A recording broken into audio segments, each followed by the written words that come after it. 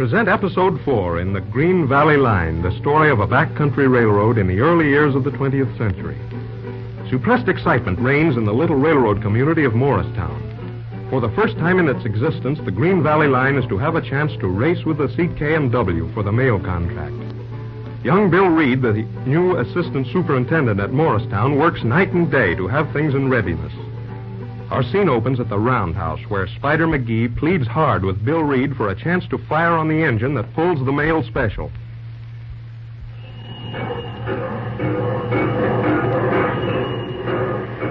I tell you, Spider, there's nothing doing. Now listen here, Slim. No, besides, it's not my department. After all, Cronin's the master mechanic here, and it's up to him. Couldn't you put in a word for me? Nothing doing. Oh, who's running the mail train out of here? Morrison is the engineer. Danny Morrison's all right. But I wish they'd put me on to fire for him. You know, Slim, there's a lot of talk going on around here. What kind of talk, Spider? Well, I ain't mentioning no names, but there's somebody'd be mighty glad to see the Green Valley lose out on this here mail train. Just what do you mean by that, Spider? Anything special? You see, Slim, you sure tied into a tough job here on the Green Valley. And just on account of you and me being buddies a while back, I kind of like to see you put it over. Yeah. Although, of course, you being one of the main guys around here and me just a boomer, maybe I hadn't ought to be so familiar. Oh, that's all right, Spider. We're still buddies, I guess. If you've got anything to say, go ahead and spill it. Now, you know there's a lot of CKNW men working on this pipe. Yes? Not only in the engines and in the roundhouse, but amongst the trainmen and the section foremen. Well, I know that, Spider. What of it? Well, the whole pack of them is taking their orders from Cronin. I figured they're going to pull something on the West End. When that there mail special goes through, look Sure, you're out. not just getting suspicious now, Spider. Dead sure, I tell you. There's some funny work going on. What do you think is going to happen? Well, that I ain't figured out yet. But there's 80-odd miles of track through the mountains. Even if they don't fix one on the engine, why, all they got to do is throw a rail somewhere, and that's the end of the chances for the mail contract. All right, Spider. Thanks a lot. I'll keep my eyes skinned. How's the old 1010? Oh, shucks. She's all to pieces. Darn shame to see a good engine run down like that. Can't get a thing done to her. All she needs is a couple of days overhauling, and she'd be as good as ever. All right, Spider. I'm going in to see Cronin. I'll speak about it. I reckon you won't get much out of Cronin. Maybe not, but we'll see. And say another thing, Spider. I'll be working late tonight in the superintendent's office. If you've nothing else to do, I'd like you to drop in around 10 o'clock. Come in the back entrance. What? Hey, what do you think I am, a spotter or something? No, nothing like that, but we may need your help. Well, okay. 10 o'clock, then. Sure you don't forget now. Okay, I won't.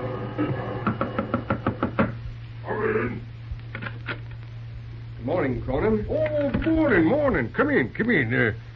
I've been expecting to see you. Been back east, ain't you? That's right. Just got back yesterday. Well, I was Big Chief. You mean my father? Sure, I used to work for him.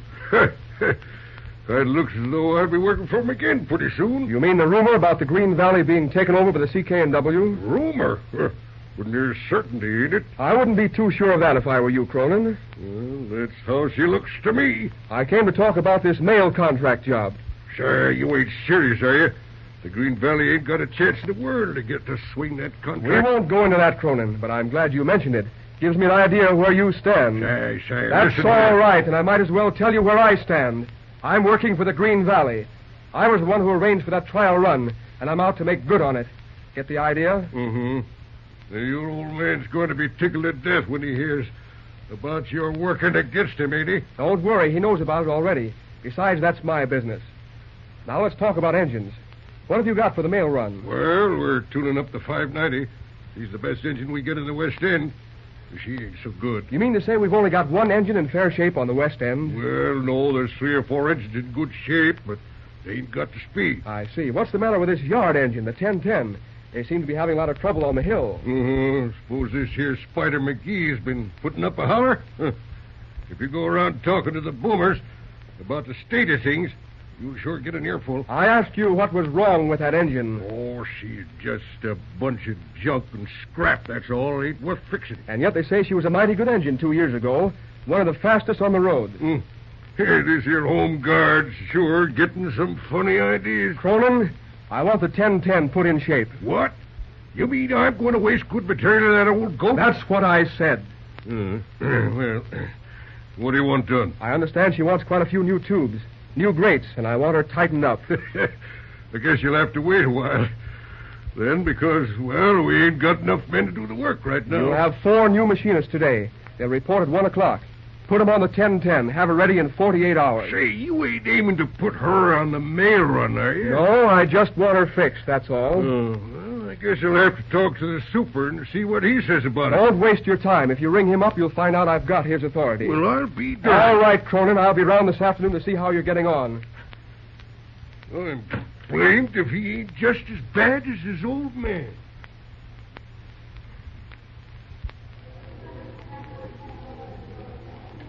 Come on, Mickey, let's eat. Sure, we'll be setting up to the counter. I want to talk to Maggie. Well, hello, Mickey. Hello. And look who's here, the great spider monkey in person. Thought you'd quit us, Spider. Oh, listen. The way you blowed me off the first night that I came in here with Bill Reed, you're mighty lucky to get me back here again. Well, maybe I sized him up wrong. They say that friend of yours is sure stirring things up. Sure, didn't I tell you?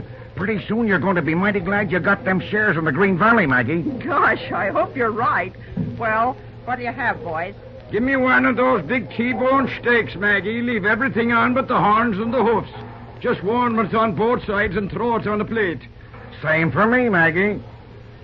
And when you're through with the order, I want to talk to you, Maggie. I have a letter from the old country. I get you, Mickey. I'll be back in a minute. You know, Mickey, I'm feeling kind of good today. Looks like we're going to get somewhere. Looks like it, Spider. With the old tin going into the shops for a while for fixing up. I'll be feeling pretty good myself. Did you pipe the look on Cronin's face when we pulled into with the engine? I did that. I'll be glad when them repairs is done. That felly's a bad actor. He can throw a monkey wrench in until the works. He'll do it. Not with young Bill watching him. That youngster means business, Mickey. Well, good luck to the boy. It's an uphill road he's after traveling. Here you are, boys. Oh, put her right there, Maggie. Don't nobody talk to me for the next 20 minutes. What's the news you got from the old country, Mickey? Well, you remember the little girl I was telling you about? Sure. You don't mean she's coming out here? Aye, she's on her way out. I had a letter from my sister Bridget to say the youngster was leaving 3 weeks ago. And I got a telegram from New York that just says she was on her way. My goodness, then she'll soon be here. Aye, if she comes straight through, she'll be here on number 10 tomorrow, I'm thinking. Well, ain't that nice? You're not forgetting the promise you made me? Of course not, Mickey. I'll be glad to give her a chance. Has she had any experience? With service for 3 or 4 years now. Fine, and she's coming tomorrow. Land's sake, who's going to meet her? Well, I'll be at the train myself, I'm thinking, if I'm not working. And you could slip out for a few minutes, maybe. You leave it to me, Mickey. I'll be there.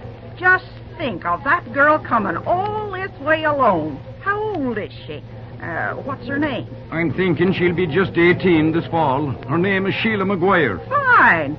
I'll look after her, Mickey. And if she makes out all right, there'll be a job for her at the Green Valley restaurant as long as she wants. That's mighty generous of you, Maggie, and I'll not be forgetting it. Oh, shucks, that's nothing. Excuse me now, Mickey. I have to get busy. Come on now, Mickey. Eat your dinner.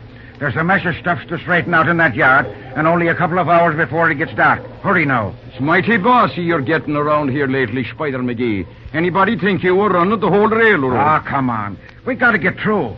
I got some business to do tonight. Oh, I suppose the superintendent is after consulting you. Maybe you ain't so far wrong at that. Yeah, come I on, suppose eat so. your dinner.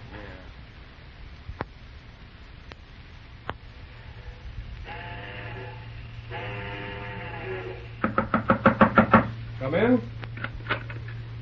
Oh, hello, Spider. Come on in. Evening, Mr. Harkness. Oh, evening, Spider. Sit down. Thanks. Spider, I've been telling the superintendent here about our talk this morning. Yeah, I'm sure glad you decided to fix up the old 1010. How are they getting on with her? Fine. She sure did the right thing putting them local men on to fix her. Well, what speed do you reckon she can make when she's right, Spider? Dunno, Mr. Harkness. We had her up to 60 with a train behind her. Of course, she's liable to be kind of stiff when she comes out into shops. Yeah, well, maybe you can loosen her up some. There'll be time for that. Say, you ain't aiming to use her on that mail run, are you? Well, no, not exactly. Huh. We just had an idea or two, that's all. Oh, good. You know the West End, Spider? Guess I oughter. I've been running it pretty regular ever since I've been working on the Green Valley. What about these CK&W men, Spider? Well, as I was telling you, there's a whole lot of talk going on. They claim that the mail special ain't ever going to get through the mountains. Listen, Spider. We get those 2 cars of mail off the S&M at Glassbell on the east end at 1:10 in the morning. It'll be a night run as far as Millwater siding. I don't reckon you'll have any trouble on the East End. It's open country, and they won't try anything Oh, there. that's what we figure. The special will be into Morristown around 2:30. Well, what time do you figure to make? Well, to beat the CK&W time by an hour, we've got to average only 38 miles an hour over the whole run. Gosh, that's a plenty. It means hitting her up to 65 or 70 on level track. Sure, we figure we can do that if all goes well. Sure. Now, we want you and Mickey to be ready with old 1010. What for? We're going to run 1010 ahead of the mail train as a pilot through the mountains. Good. Gee whiskers. So that's the layout, That's the layout. Hey, what's that? I don't know. Well, there's somebody outside of the door. Outside, come on, let's go.